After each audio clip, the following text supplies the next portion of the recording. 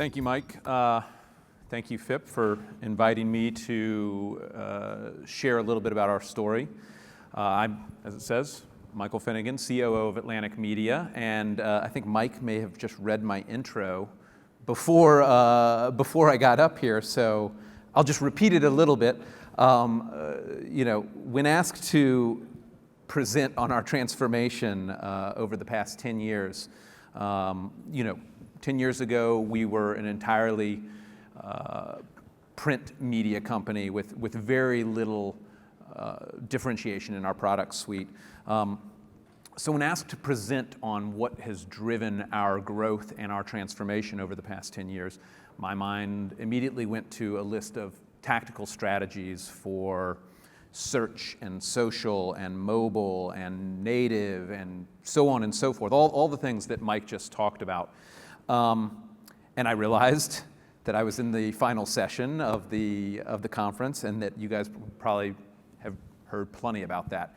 So I tried to think a little bit more about how I could talk about what we did to enable a lot of those tactical strategies.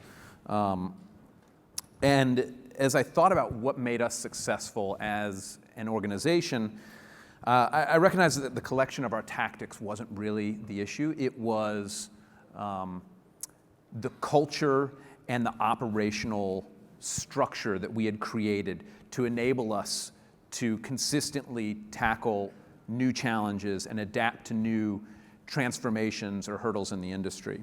So I was like, oh great, I'll talk about culture. I'll be totally off the standard themes for the conference, and it'll be new. And then I sat through yesterday morning where the whole conversation was about culture. So at any rate, I'm going to talk about culture because that's what I prepared for, and it is very key to the transformation and changes at Atlantic Media. Our culture enables our strategy and tactics to change at the pace of modern media. So hopefully I can provide some insight about how our culture has supported that growth. So maybe to start, it'd be a good idea, and I gotta get a clicker probably. Let's see here. There we go. What is our transformation? Let's talk a little bit about that before we get into the culture. And why is our culture even worth paying attention to? I mean, 10 years ago, we were a relatively small, almost exclusively print media company. And in the 10 years since then, 2005 to 2015, we've transformed into a thriving digital content company. We've doubled our revenues over the past decade, and in just the past 2 years, as you can see, we've almost achieved 50% revenue growth. So this doesn't really speak entirely to a transformation, though. I mean, we're proud of these revenue growth numbers. There's a lot of other companies that have achieved these sorts of revenue growth numbers over the same period of time. So as I think a little bit more about, I keep getting this wrong. There we go. How we've transformed, I want to focus on our product mix. If you look back at 2005, almost all print ad and all circulation. What we did to transform is we rushed to new products. We didn't just take our products and put them on the web. We actively rushed to new products. And you can see in 2006, 2007, we started to really double down, particularly on digital ad-supported products. And we made a conscious decision at that point in time that rather than try to save declining print products and prop them up with a lot of resources and effort, we were going to let them decline gracefully and in a way that protected the brand, but we were also going to rush to a lot of new products as well. Is that a different clicker? All right. Yep. So we made a heavy push towards digital. You can see the numbers starting in about 2007. We've had a very progressive growth trajectory in our digital products. We doubled down on events, and we introduced membership models to replace legacy circulation models. And I think when as I go back a little bit. When I think about what's really, there's been growth in these digital models and a lot of these other new products throughout this whole 10-year period.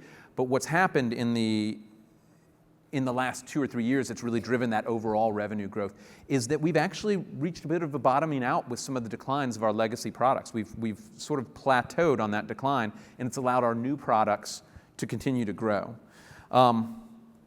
And I think the new product growth is going to be a major theme in how we've grown over that period. So let's talk a little bit about what Atlantic Media is.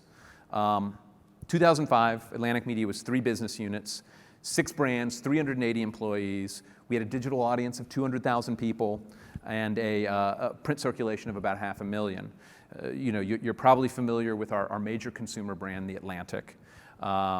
Definitely probably our largest from a pure audience footprint perspective, but we also had Government Executive, which was a B2B controlled circ pub that was focused on government administration and federal agencies. And we had National Journal, and we still do, which is a niche policy and politics, almost B2B as well, focusing on the practitioners and policymakers in Washington, D.C.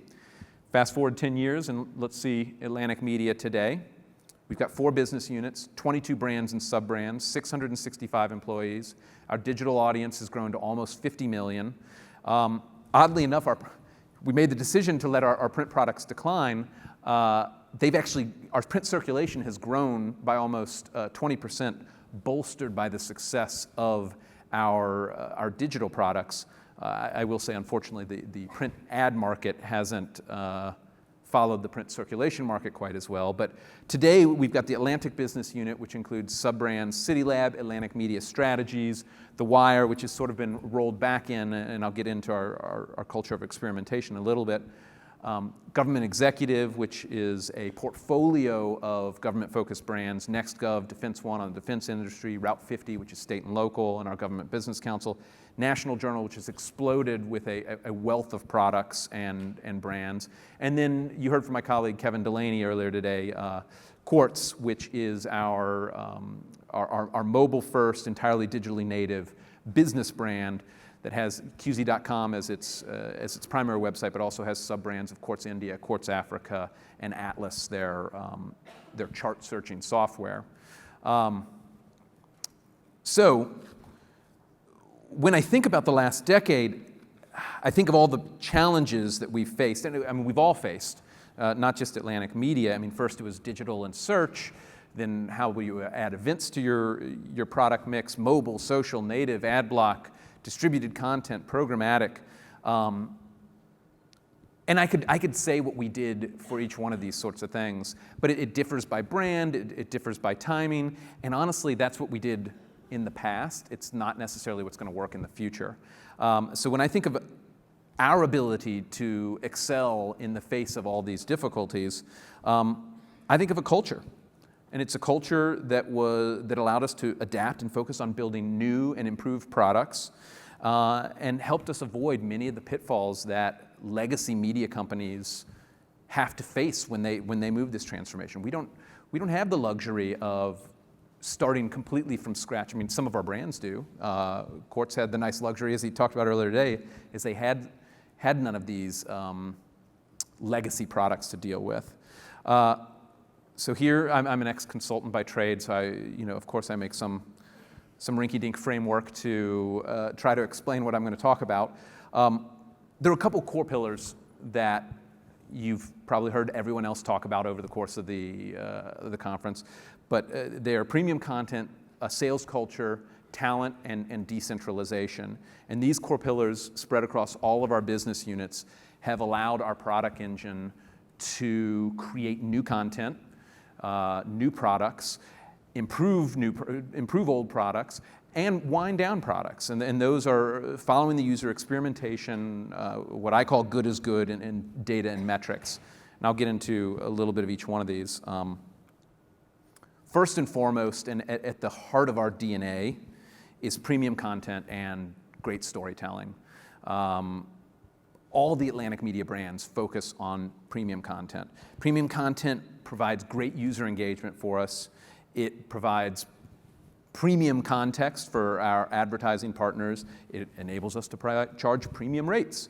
But another thing that it does that I think has been really important for us in the modern digital economy is it is a better way to differentiate yourself from all the other digital startups out there.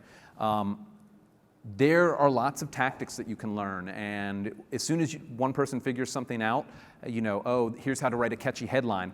What's to prevent 20 other people from doing it? As soon as you realize that photos of cats do really well, anyone can put photos of cats up there. For us, premium content and great storytelling is a barrier to entry. It's really tough to write a 18,000-word story about the case for reparations that is impactful, intelligent, and runs a good, pushes the conversation across the entire country. So we strive for our content to be different in kind and not simply in degree in order to create that competitive barriers to entry for so many digital upstarts, digital native businesses. Another good benefit of our premium content that can't be understated is its ability to drive its evergreen nature and its ability to constantly bolster our audience growth. I mean, across Atlantic Media in any given month, probably 30 more or less % of our traffic comes from content not produced in that month. And if you look at some of our brands like The Atlantic, which has a very deep archive, it could be close to 50% of our traffic in any given month. It comes from content produced not in that month. And that's because the content we write about, it's based in ideas, it can pick up, it can get caught in social again, it's referenced, they become reference points in search, and they constantly provide returns over time, rather than just chasing the viral story in that moment, in that day. Sales culture. Premium content is great, but if you can't monetize it, you're not gonna have a sustainable business. So we really focused on accelerating the sales culture in the last 5 years. We basically tripled our sales teams from 2010 to 2015. And this includes sales reps and support, marketers, designers and developers. I mean, we've really modernized the sales team. It's not just the old sales rep going in around and doing drinks and knocking on doors. This is a fully modern digital content and native advertising sales team. But by tripling our sales staff, this extra staff has provided redundancies that ensure a lot of our territories aren't uncovered when things go vacant. We noticed a troubling trend when we were, like everyone else, trying to protect our margins by keeping costs down. Maybe a territory would go vacant for a little while, and we're saying, these two territories can sort of combine and subsume that one. We began, after we ran some longitudinal data, we began to realize that vacant territories were costing us 25 to 40% decline in sales in that territory. And in some extreme examples, when we were trying to save costs, we had $1-2 million territory that, we weren't leaving the clients uncovered, we were just spreading our existing staff thinner. We lost almost $1.4 million. So the extra sales force means when a vacancy happens, because everyone knows the turnover in this industry is intense, someone can step right in and pick it up seamlessly so that we don't have those declines in revenues. And also by forcing more talent into the sales organization, you keep them motivated to find new clients and new opportunities. It's easy to stand pat when you've got a $3 million territory and all you have to do is go back to your same clients again and again. That breeds complacency, and that's something we didn't want to do. And then finally, we celebrate our sales people as much as we celebrate our editorial people. When someone gets nominated for an ASME, we send a company-wide email. When somebody gets nominated for a Marketer of the Year or Salesperson of the Year, we send a company-wide email, because the sales team is just important to the sustainability of our business as the editorial team and the premium content creators. So building on premium content creators and sales culture is a relentless pursuit of talent. And I'm sure everybody in the room is probably saying, oh, yeah, duh, we all pursue talent too. I just want to stress how intense it is, and sometimes even to our own detriment at Atlantic Media. We never want talent to be a bottleneck for growth. And so at every position, we're talking about an IT help desk clerk or an accounting or collections clerk or the most junior copy editor or the most junior sales planner. We want people of exceptional talent. And sometimes that means they outgrow their job responsibilities in 12 months, 18 months, 24 months. But we hope that with that exceptional level of talent, we will be able to provide them with new roles, new opportunities, new projects. So whenever something comes available, we can say, hey, let's slot this new person in. And one of the challenges that we've had as a smaller media company is how do you refresh that talent pipeline? How do you keep it growing? And 6 years ago, we introduced the Atlantic Media Fellowship Program. We've heard a couple other similar things here. This is a one-year fellowship, generally for people just right out of school, to do one-year programs across editorial, business, and other events and other functions within the company. Today, in 2015, we have 64 fellows out of 3,000 applicants, so we're able to be really successful, really selective. And across all of Atlantic Media, 17% of our current employees are either current fellows or former fellows. So this has been a huge talent pipeline for Atlantic Media. It brings in new talent, new ideas, new media consumers. I heard someone yesterday talk about bringing your audience inside your business. The fellowship program allows us to do that every year so that our ideas don't get stale and that we keep refreshing the talent gene pool. So how do all those work together? How do we enable that talent to achieve all that it can? It's really innovation through decentralization. Historically, we had a business model that does not seem all that unfamiliar to a lot of people. We had a big corporate core, and strategy and innovation occurred amongst a small group of people in the corporate core. And then they told the business units, you know what, here's what we think you should do about this. Here's what you think you should do about that. As the pace of change in the media industry increased and accelerated, corporate became a bottleneck for our business units. And we realized that a lot of our best talent was leaving because they weren't getting the opportunity to innovate. And so we really shrunk the role of corporate and pushed strategy and innovation and execution out to the business units so that now line personnel across all the functions, edit, product, tech, sales, are all empowered to drive innovation. They're all accountable for growth. They're all accountable for knowing what's going on in the industry. Whereas before they would sort of sit around and say, well, we'll just wait for corporate to tell us what to do. So at this point, corporate just coordinates large-scale projects, shares best practices, and we push the innovation out to the business units. And also, that has enabled us to empower a lot of our key leaders. I mean, one of the things that we've done is take a big risk on our editorial leadership and put them in larger control over full business functions. We've got 3 of our most senior business executives are former editors and journalists by trade. You heard from Kevin Delaney earlier today. At the Atlantic, we have a couple, and at some of our other business units as well. And this has been really important for us because they brought deeper integration and collaboration across all of these functions. So back to the rinky-dink consulting framework slide. Those core pillars have allowed us to create a product engine that won't seem that unfamiliar to a lot of you, where we focus on following the user, experimenting on new products, good is good in data and metrics. And I see my time's getting low, so I'll go through these quickly. Follow the user is a really important one for us, and one that's been of huge debate. We want to follow the user wherever they are. If they're on new devices, we want to be on those new devices and optimize for those new devices. If they're in portals, we want to be on those portals. If they're in locales, we want to be digitally in those locales or have events in those locales. And if they're on platforms, we want to be on those platforms. We were one of the alpha partners for Facebook Instant Articles. We were one of the alpha partners for Apple News. We're going to be one of the original partners for Google AMP. We want to be everywhere that the audience is.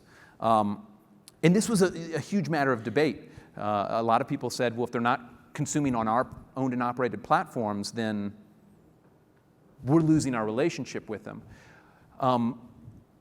With the growth of consumption and the changing of consumer preferences, we don't think that the internet is necessarily a zero-sum game as the pie continually grows and grows, at least in the near term. And right now, we're going to go out and try to pursue as many of those ways to reach consumers as possible. As part of that, we're experimenting. We're experimenting on all those platforms we did. We're experimenting with new features. The Atlantic Law, always known for its long-form, ideas-based journalism, launched a sort of a short ideas-based feature recently called Notes. Quartz launched Atlas to serve as a search engine for charts. They also launched Glass, which was something they spun up and realized that they didn't like that much, and spun it back down to focus on other things. We incubated and founded this and then spun it out, which is a platform for a social media platform, Route 50. The experimentation is really important in order to give us new opportunities to learn from our users. And part of the experimentation is what I say is good, and I've also heard it's don't let perfect be the enemy of good. A brief story about this: when I first joined the Atlantic Media Group, the iPad had just come out, and we had designed a new iPad app. And 15 months after we designed it, we were back in the room redesigning our iPad app, as probably everyone was. And one of the senior magazine editors said, "Can we get it right this time? I don't want to be back in here 15 months from now." And I was like, "Well, what did we do wrong?" And he's like, "Well, we're back here 15 months later. If this was a magazine, a good redesign would last 10 or 15 years." And that's a pitfall that it's really tough for a legacy publisher to get around. Is when everything's going out there in print, you wanted perfect to be your aspiration. But in the new digital economy, you want speed to be the currency of innovation and not perfection. You always want to iterate and try and get to perfection, but you can't let perfection be the enemy of good. And so you need to go faster and accept that good is good. And finally, this has been talked about a lot. It's data and metrics. Does anyone know what the Hippo is? Hippos? Not these hippos. The Hippo, I think, is in the absence of data, it's the way decisions are made. Hippos are the highest paid person's opinion. And without good data, everyone talks, and eventually you look to the head of the table where the highest paid person probably sits and say, "What's your opinion?" And that's what you decide. And that wasn't necessarily a bad thing. The person with the most experience, the person with the best track record of making good decisions, sure, maybe they should be the one to make it. But in the modern day of data, you can collect data on everything. And let the data speak. The data allows everyone to have a voice at the table. And so we collect data on everything, on our edit decisions, on our content performance, site design, distribution, platform performance, partner performance, engagement, sales efforts, recruiting efforts, budgeting and planning. Anything that we do, we try and collect data on, and you've got to use your data. So this is what we did.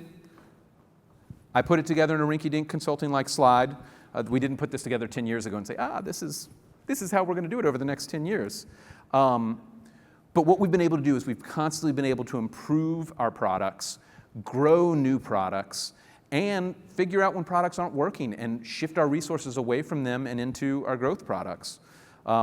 It's not going to work for everybody. It's worked reasonably well for Atlantic Media, and we think it's going to enable us to continue this growth trend over the next 10 years. Thank you for the opportunity.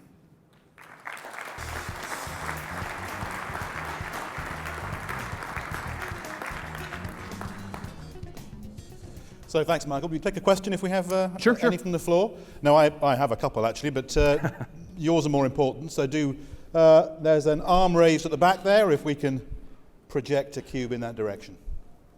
Not that I'm asking because I want to apply, but I was just curious. Your fellowship program, is that a paid position, and if so, how much? Oh, it's paid. It is in the range of about $30,000 for the entire year. It's because of its level. I'm getting into the details, but it's a non-exempt position, so people are only able to work 40 hours a week. But these are essentially, we started paying the unpaid interns, you know, a couple years before everyone else had to start paying the unpaid interns, and it really allowed our program to get a lot of traction on universities and with young people interested in media. And I was just curious, do you do anything to sort of supplement, you know, these are people you said they're graduate students, so possibly quite a bit of debt. I'm sorry, I'm going to have to call a close on supplementaries because time is too tight. Do have a conversation sort of offline. Do we have any more from the floor? Okay, the single question for you. The Hippo analogy is one with which we're all quite sort of familiar. You know, most of us have been in that situation. The transition sounds easy or looks easy on a chart. How did the actual highest paid people take it? Was it an easy process to change that culture? No, it was not. I mean, I remember putting data in front of people, and they were like, "Well, that's not true." And it was like sitting there when when you said 2 + 2 is 4, and they're like, "I believe it's 5, and I've believed it's 5 for 20 years." And you're like, I mean, I don't know what to do. And it was a slow transition. It was a painful transition, and we lost a lot of senior people because of it. But the senior people that stayed are stronger and better leaders than ever, and it created room to bring talent up throughout the organization, and it's been really successful, but definitely painful. Absolutely. Well, can I ask you please to thank Michael Finnegan? Thank you.